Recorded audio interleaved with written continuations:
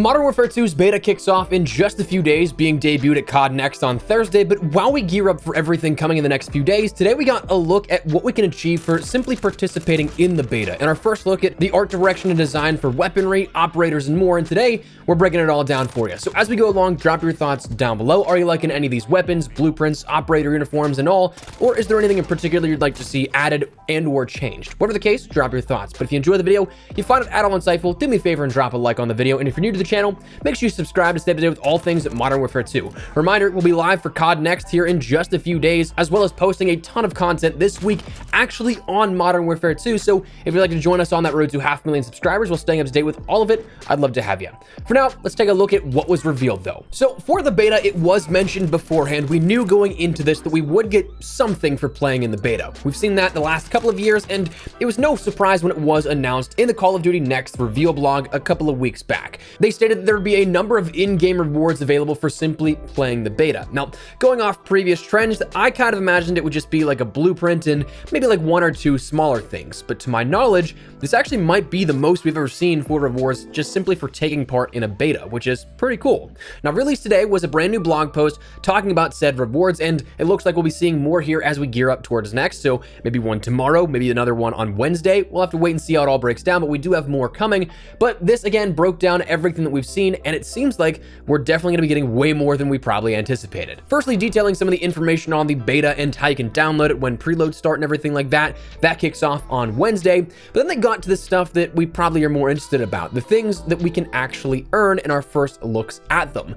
This time, it is broken up into a little bit different of a format. It's not simply just, hey, reach this level and you end up getting this blueprint. Instead, they broke it down into Weekend 1 and Weekend 2 rewards. While, of course, Weekend 1 will still be available for Weekend 2, so technically the Weekend 1 and 2 is only split between PlayStation for those on Xbox and PC. You won't be missing out on anything, you'll just have a little bit more of a condensed time frame to do it.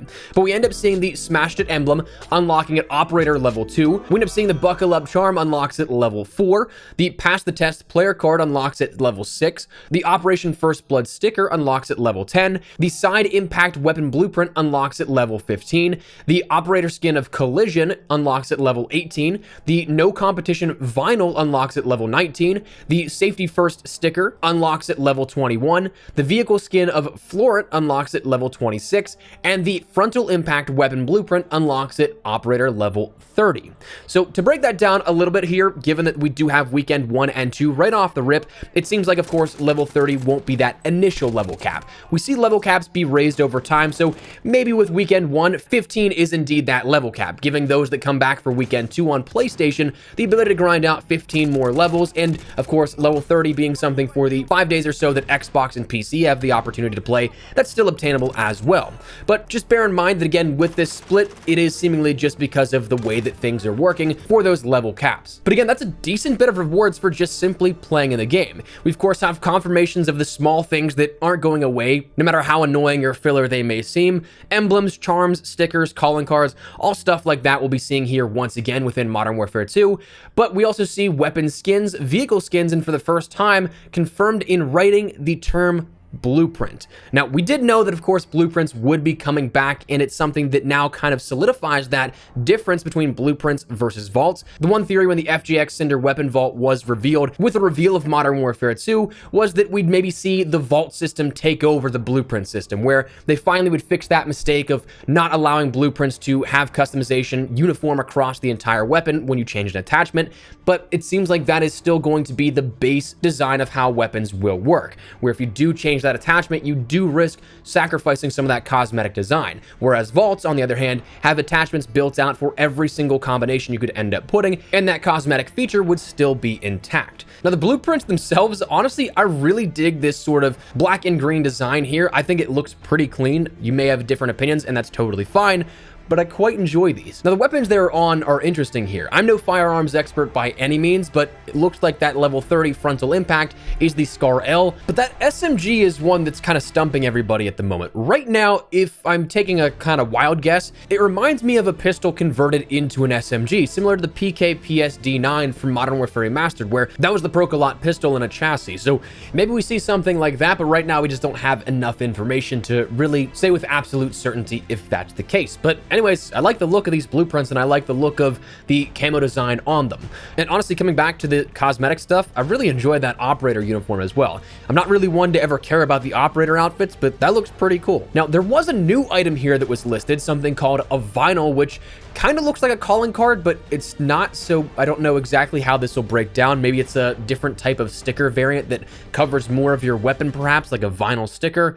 That's just a total guess at this point, but we will see a new, smaller cosmetic item like that, it seems like. But one thing that I gotta say out of all of this here that's been detailed so far is that it seems like from the operators we've seen, plus that 141 red operator pack from the Vault Edition, the blueprints that just now got showcased, the Vault Edition M4, kind of seems like Call of Duty's coming out swinging here with Modern Warfare 2 in the cosmetic department for the first time at launch. Normally it takes a few months to either, depending on how you see these things happen, for things to get really cool or really corny. So that's maybe a win, maybe a loss for some people, but interesting to see no less.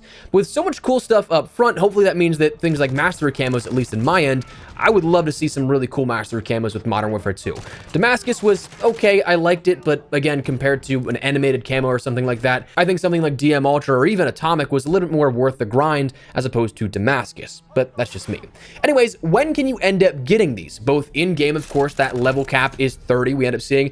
We don't quite know if that's going to be the overall level cap. Maybe it goes to 35, maybe 40. Sometimes we've seen those benchmarks be not necessarily the beta level cap, but instead a sort of midpoint. So maybe it goes a little bit higher, but when you actually earn these on your account for simply playing the game, that will be October 28th, the launch of Modern Warfare 2. So come launch day, you will have these available to use so long as you don't change Call of Duty accounts from the beta to the launch of the game. There is no special redemption that is necessary. It will log that your account was playing during the beta period, and you'll just simply have it on your account once you boot up the game for the very first time.